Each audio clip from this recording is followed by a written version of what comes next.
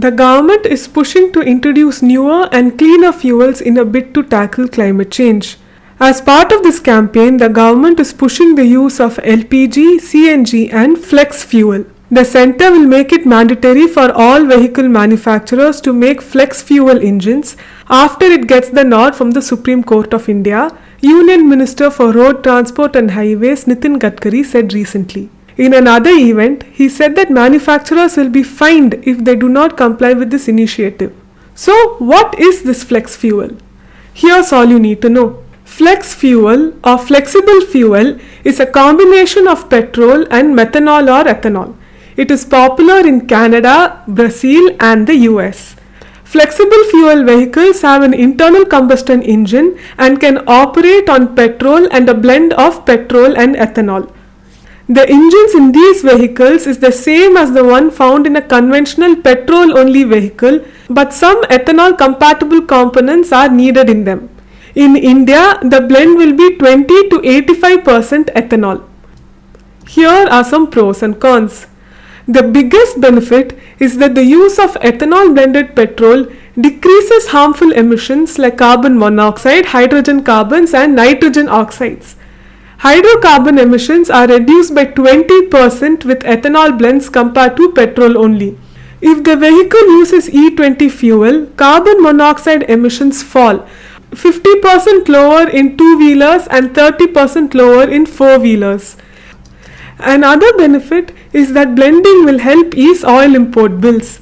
According to a Niti Aayog study, if India achieves a 20% ethanol blending by 2025, the country can save a massive 300 crore rupees of foreign exchange per year. This also ensures energy security.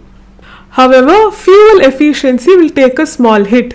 When using E20 fuel, there is a loss of 6 to 7% of fuel efficiency for four-wheelers which are designed for E0 and are calibrated to E10.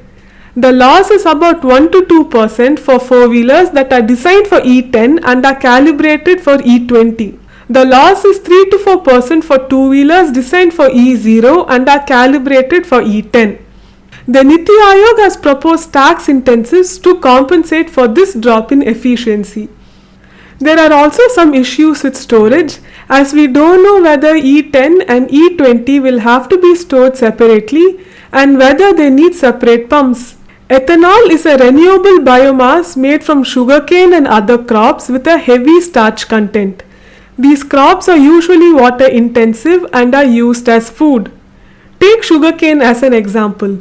To produce just 1 liter of ethanol from sugar, about 2,860 liters of water is needed. Another issue is that sugarcane is a very sensitive crop, as many politicians hold stakes in sugar mills in Maharashtra and Uttar Pradesh.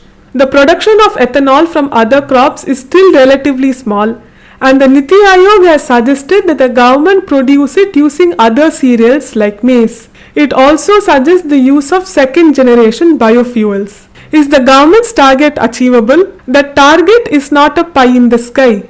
Other nations have successfully shifted to flex fuels in a relatively short period of time. In 2015, Brazil had mandated for the blending of 18 to 27.5% of ethanol in petrol.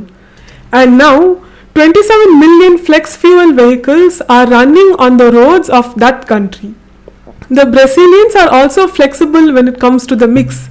If the oil prices increase, more ethanol could be added and vice versa. There are many positives to this plan, be it lower carbon emissions, better air quality, increasing farmers' income and employment generation.